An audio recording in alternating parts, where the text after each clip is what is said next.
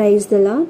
ஒரு மனிதன் தன்னை உண்டாக்கின கர்த்தரை தேடும் பொழுதுதான் பிழைத்திருப்பான். ஏனென்றால் இக்காலத்தில் செய்திகளை கேட்கும்போது மனிதனுடைய மரணங்கள் தினமும் வித்தியாசமான முறைகளில் நடைபெறுகிறது. சிலர் விபத்துகளில் எதிர்பாராத நேரத்தில் மரணம் அடைகிறார்கள்.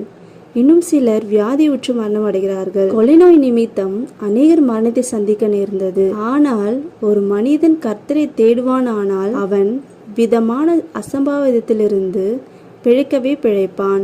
எசேக்கியாவுடைய வாழ்க்கையை நாம் கவனித்து பார்ப்போமானால் அவருக்கு ஒரு வியாதி வந்தது. அந்த வியாதி மரணத்திற்கு ஏதுவாய் இருந்தது. அப்பொழுது அவர் தன்னை உண்டாக்கின கர்த்தரை தேட ஆரம்பித்தார். அப்பொழுது கர்த்தர் அவரை நோக்கி, உன் விண்ணப்பத்தை கேட்டேன் என்று சொல்லி அவருடைய ஆயுசு நாட்களில் 15 வருடங்களை கூட்டி கொடுத்தார். நம்முடைய வாழ்க்கையில் எத்தனையோ பிரச்சனைகள் வரலாம். சிலது மரணத்திற்கு ஏதுவாய் இருக்கலாம், சிலது வாழ வழி இல்லாத சூழ்நிலையாக கூட இருக்கலாம்.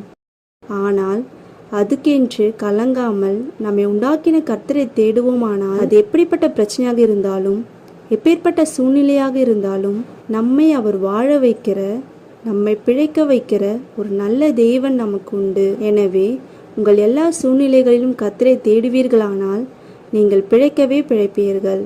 ஆமேன்.